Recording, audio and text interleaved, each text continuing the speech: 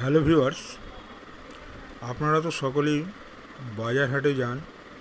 তো বাজার হাটে যাওয়ার পর অনেকেই হয়তো জানেন না ক্যালকুলেটর দিয়ে কিভাবে হাজার এবং গ্রামের ক্যালকুলেশন করতে হয়।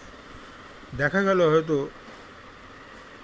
সাপোজ 1 কেজি আলুর দাম 300 টাকা, তাহলে 70 গ্রামের দাম কত হবে, বা 80 গ্রামের দাম কত হবে, বা 60 গ্রামের দাম কত হবে।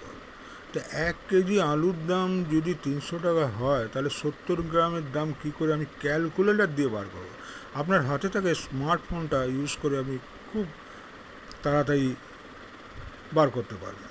তো প্রথমে 1 কেজির দাম ধরে নিলাম 300 টাকা।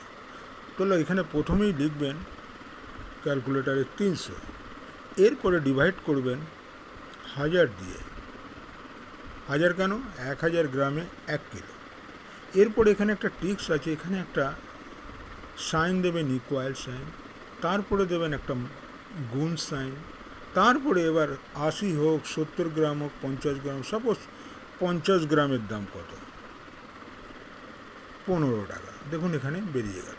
তাহলে বুঝতে পারবেন 1 কেজি আলুর দাম যদি 300 টাকা হয়, তাহলে 50 গ্রামের দাম কত?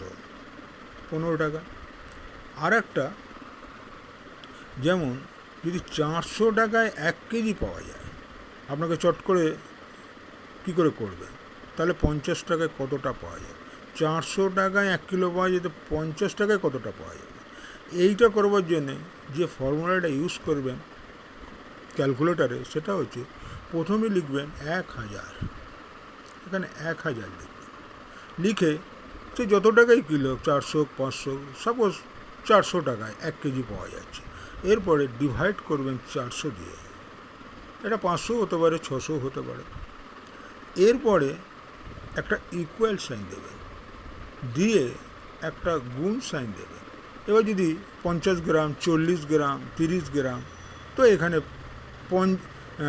400 টাকা যদি 1 কিলো পাওয়া যায়, তাহলে 50 টাকায় কত পাওয়া যাবে, 40 টাকায় কত পাওয়া যেত, তা 50 টাকায় কত পাওয়া যাবে, এখানে লিখবেন 50। তা 50 টাকায় পাওয়া যাচ্ছে 125 গ্রাম।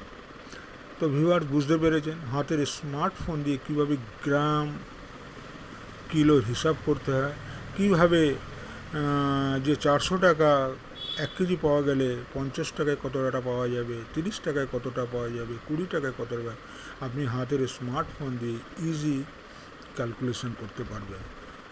যদি ভিডিওটা ভালো লাগে লাইক করবেন, শেয়ার করবেন, বেশি বেশি করে সাবস্ক্রাইব করবেন।